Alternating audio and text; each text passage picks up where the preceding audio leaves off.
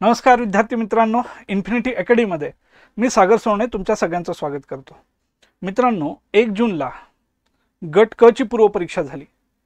ह्या परीक्षेनंतर वेगवेगळ्या चर्चा झाल्या। पेपरचं स्वरूप कसं होतं, पेपरची काठिण्य पातळी किती होती, पेपर सोपा होता, पेपर अवघड होता, यावर सगळ्या ठिकाणी चर्चा झाल्या।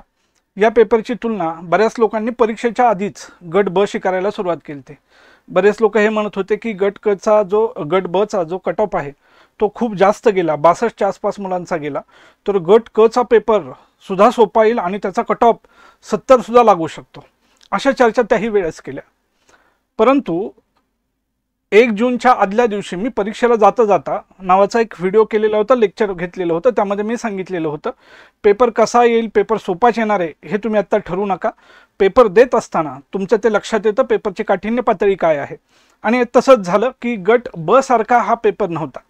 गट ब चा पेपर हा तुलनेनं अवघड सोपा होता, परंतु गट क चा जो पेपर होता तो अवघड पेपर होता। वरकरणी ओळखीचे वाटणारे प्रश्न सुद्धा बऱ्याच लोकांचे चुकलेले आहेत।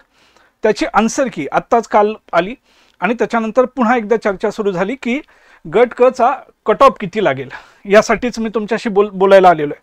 मी तुमचा जास्त वेळ नाही घेणार मित्रांनो, पण एकूण अपेक्षित कट ऑफ काय असू शकतो याच्यावर मी तुमच्याशी थोडक्यात चर्चा करणार आहे। आता जी आपली परीक्षा झाली 1 जूनची, याच्यामध्ये पहिला आपण पाहून घेऊ, म्हणजे 2-3 गोष्टी मी सांगतो की पेपर कसा होता। पेपर कसा होता तर अर्थात मुद्दा क्रमांक 1 आहे की हा जो पेपर आहे गट ब पेक्षा अवघड स्वरूपाचा होता। परंतु ओव्हरऑल एमपीएससीचा जर विचार केला, आपण राज्यसेवेचा विचार केला, कंबाईनचा गट ब चा, गट क चा, मागच्या 2-3 वर्षाचा विचार जर करून ह्या पेपरकडे पाहिलं तर त्याची पातळी ही मध्यम स्वरूपाची होती, हे एक तुम्ही लक्षात ठेवा। मग आता जो कट ऑफ येणार आहे त्याच्यावर काय परिणाम होईल, बरोबर, ज्याला आपण म्हणतोय हा कट ऑफ वर याचा परिणाम काय होईल, तर आपण पहिलं समजून घेऊ की एकूण जागा किती आहेत हे पाहावं लागेल आपल्याला। आणि दुसरी महत्त्वाची गोष्ट आपण पाहणार आहे की पेपरचे स्वरूप तर इथं म्हणतोय आपण ते अवघड आहे गट ब च्या तुलनेमध्ये, आणि गट ब च्या तुलनेत आपण कट ऑफ बद्दल सुद्धा चर्चा करू। ज्यावेळेस पेपर हा अवघड येतो त्यावेळेस कट ऑफ हा जास्त जाण्याची काय असते, शक्यता असते। परंतु गट क च्या बाबतीत हे होतंय की इथं जागा खूप जास्त आहेत। एकूण जागा किती आहेत हे मी तुम्हाला सांगतो आणि जागा काय वाढू शकतात यावर चर्चा करू आपण। जागांवर बघूयात। गट क मध्ये जर जागांचा विचार केला तर मित्रांनो उद्योग निरीक्षक या पदासाठी 39 जागा आहेत।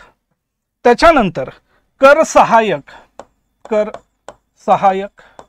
या पदासाठी 482 जागा आहेत। त्यानंतर तांत्रिक सहाय्यक या पदासाठी 9 जागा आहेत।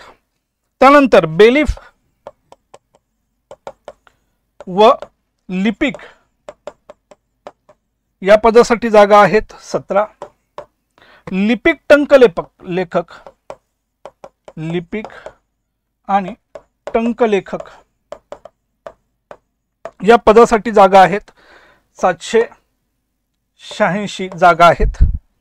आणि क्लर्कच्या जागा वाढलेल्या आहेत, ह्या जवळपास जागा वाढल्यात 140, बरोबर।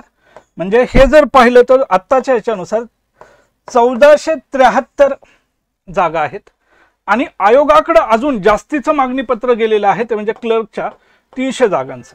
म्हणजे तरी आपण म्हणलं की 1500 जागा यांचा जर विचार करून आपल्याला बोलायचं झालं, पेपरची काठिण्य पातळी ही ब पेक्षा काय आहे, ब पेक्षा अवघड आहे। आणि ज्यावेळेस अवघड असतो त्यावेळेस मी मागाशी चुकून झालं माझ्याकडून, ज्यावेळेस पेपर अवघड असतो त्यावेळेस कट ऑफ खाली येत असतो, पेपर सोपा असतो त्यावेळेस कट ऑफ जास्त जात असतो। ते मी क्लिअर करतो जरा पुन्हा एकदा, पेपर अवघड तर कट ऑफ खाली येणार।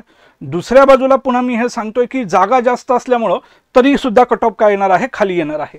जर आपण हे म्हणलं की 1473 जागा आहेत गुणिले आपण म्हणलं 17 जरी केलं तर बरोबर जवळपास 25,000 विद्यार्थी मुख्य परीक्षेला क्वालिफाय होणार आहेत जवळपास 25,000 विद्यार्थी.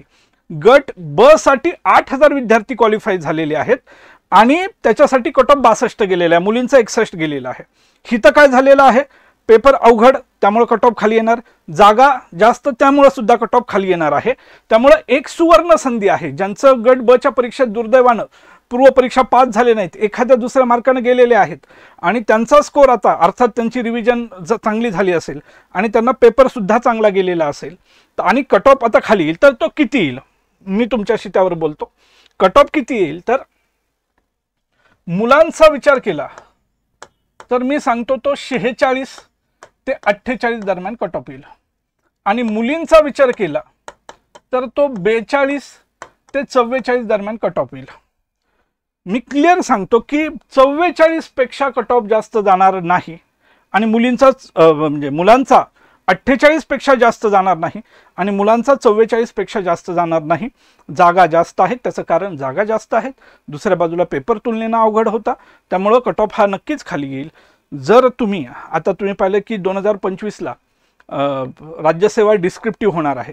राज्यसेवाचा जर तुम्ही तयारी करणार नसाल डिस्क्रिप्टिव्हची आणि जर आता ही तुमची शेवटची संधी असेल, जर तसं तुम्ही पाहत असाल तर गट ब मध्ये सुद्धा झालेलं नाही सर, आता कट ऑफ स्कोर चांगला आलेला आहे, तर मित्रांनो तुम्ही मुख्य परीक्षेचा अभ्यास खूप चांगल्या पद्धतीने केला पाहिजे.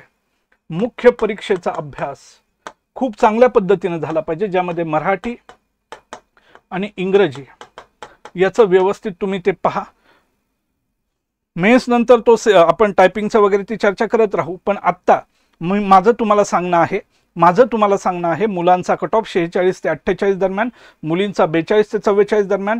48 पेक्षा जास्त कट ऑफ जाणार नाही, मुलींचा 44 पेक्षा जास्त जाणार नाही. त्याची कारणं मी सुद्धा सांगितलेली आहेत. पेपर अवघड आहे, मार्क कमी येणार आहेत मुलांना आणि जागा जास्त आहेत. बऱ्याच लोकांनी पेपर झाल्यानंतर मतं दिली होती की नाही तुलनेनं होता पेपर, ओळखीचे होते प्रश्न, परंतु जसे जसे आन्सर की पाहायला लागले तसं तसं मुलांचा कॉन्फिडन्स काय झाला, कमी झाला किंवा मार्क कमी झाले आपण असं म्हणू शकतो.